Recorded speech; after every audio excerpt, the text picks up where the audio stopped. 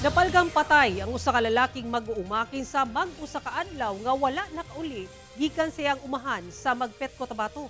Ang mga biktima napalgang dunay daghang samad nga gituhang giatake og banakon o king cobra. Atong ibalik si Efren Mama.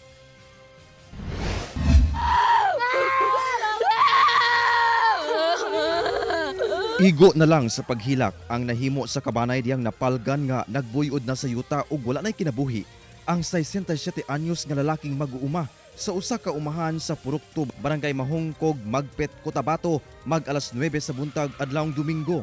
Sumala sa kabanay sa biktima, ilang gipangita ang biktima sa moong umahan human wala kini nakauli og usa ka adlaw diyang miduaw kini sa iyang umahan banda alas 4 sa buntag adlawng Sabado alang sa pag-maintain niini sa iyang mga pananom nga saging, pagtanom og balanghoy, lakip tapping sa mga punuan sa goma. Una, gituhuan ra nila nga natulog lang kini sa payag sa moong umahan. Apan kinaugmaan, napalga na lang kini pipila ka metros gikan sa moong payag ug nadiskubrihan nga dunay dagang samad pinaakan sa lawas ang moong biktima nga gituhuang tungod sa usa ka bitin. Sir, na sila nakita sa lawas nga kanang napakan o nagadugo-dugo, sir.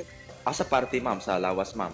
Sa kuan, sir, naapod sa tiil, na sa kamot, naapod sa iyang singit. Sa investigasyon sa kapulisan, makita ang mga samad nga posibleng giatake kini sa usa ka banakon o king cobra.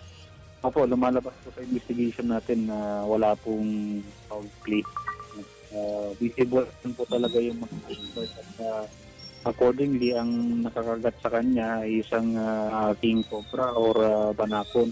Matud pa, agresibo ang maong halas kung matandog.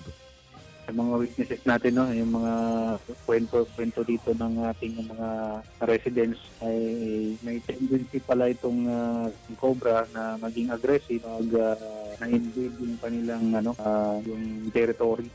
Gitagad na sa kabanay ang patayng lawas sa mag-uuma. Kauban si Gary Balantay ug Bong Vicencio, Efren Mamak.